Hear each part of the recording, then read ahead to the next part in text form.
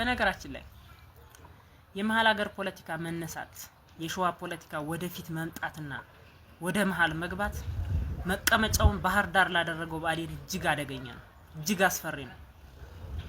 ለምንድን ነው ከተባለ ብአዴን ስሩ ተነቅሎ የሚቀበርበት ሰዓት ስለሚሆን አሁን ሰሞኑን የምናየው ጩኸት መንጫጫትና ግርግር ብአዴን የመጨረሻው የሞት አፋፍ ላይ ሆኖ የሚያሰማው ድምጽ ነው።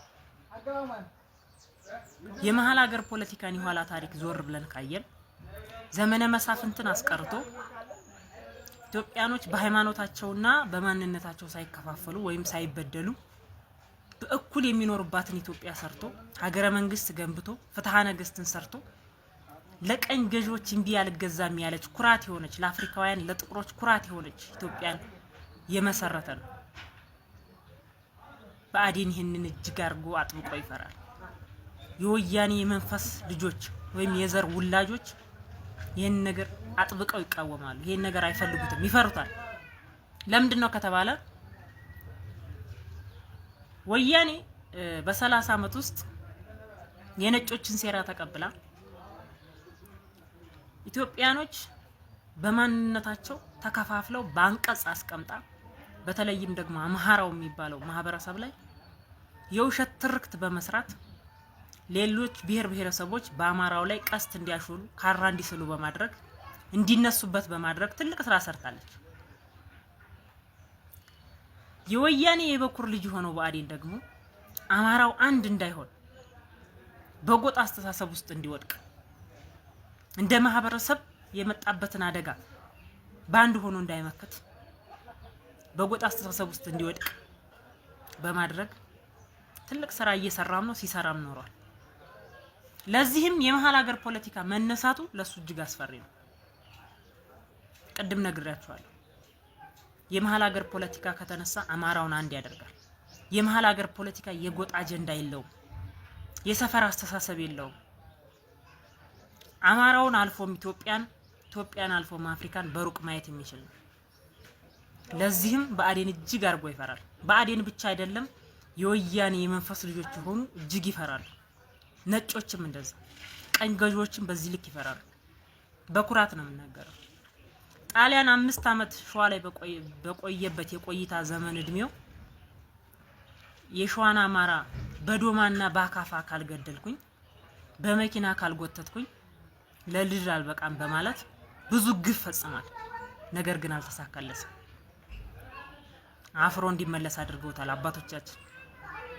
ወያኔም ስትመጣ ቀድሞ የነቃ አማራ ስለሆነ የሸዋ አማራ ወያኔም ስትመጣ ስለተቃወመችው ለይቶ የሸዋን አማራ በመጥላት የሸዋ ፖለቲካ ወይም ደግሞ የሸዋ ፖለቲከኞች ወደፊት እንዳይወጡበትና እንዳይመጡበት በጣም ትልቅ ትግል አድርጓል።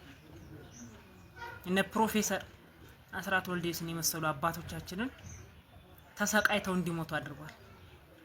አያችሁ፣ ጠላት በዚህ ልክ ገብቶት የትኛው አካባቢ የሚደረገው በተለይም በአሁን ሰዓት የትኛው አካባቢ የሚደረገው የፋኖ ትግል ለኔ ስጋት ይሆናል፣ የትኛው አካባቢ ያለውን ትግል ብመታ አሸናፊ መሆን እችላለሁ ብሎ ገብቶት ሸዋ ላይ የሚደረገውን ትግል በተለያየ ነገር በሐሰት ፕሮፓጋንዳ በሴራ ለመጥለፍ በጣም እየሞከረ ነው ያለው። እኔም እላለሁ የምኒልክ ተስፋው እግዚአብሔር ነውና ይሄ ትግል ያስጀመረን እግዚአብሔር ስለሆነ በድል እናጠናቀቃለን፣ እናሸንፋለን። አይሳካለትም። አማራው ሸዋ ላይ የሚደረገውን የትግል እንቅስቃሴ ቢደግፍ ሸዋ አማራውን ነፃ ለማውጣት ኮሊደር ነው፣ ጆከር ነው። አማራውን ነፃ እንዲወጣ ከተፈለገ የቤተ መንግስቱ አፍንጫ ስር ማዕከል ነው ሸዋ። ስለዚህ አማራው የአማራ ሰቆቃና ግፍ በአጭር ጊዜ እንዲጠናቀቅ የምንፈልግ ከሆነ አማራው እንዲድን የሚፈልግ ከሆነ ሸዋ ላይ የሚደረገውን ትግል በጎጥ አስተሳሰብ ውስጥ ወድቆ ብአዴን በጠለፋቸው ታጋይነን ባዮች ውስጥ የነሱ አባሪና ተባባሪ ሆኖ በጎጥ ውስጥ ተወሽቃችሁ የሸዋ ትግል ወደፊት አንድ እርምጃ እንዳይሄድ የምታደርጉ ሰዎች እናንተ የአማራን ሞትና የአማራን ስቃይ ታበዙታላችሁ እንጂ ልታተርፉት አትችሉ። ስለ ጎጥ አይደለም እያወራኋችሁ ያለሁት። አማራው እንዲድን የምትፈልጉ ከሆነ ሸዋ ላይ የሚደረገውን የትግል እንቅስቃሴ አማራው መደገፍ አለበት።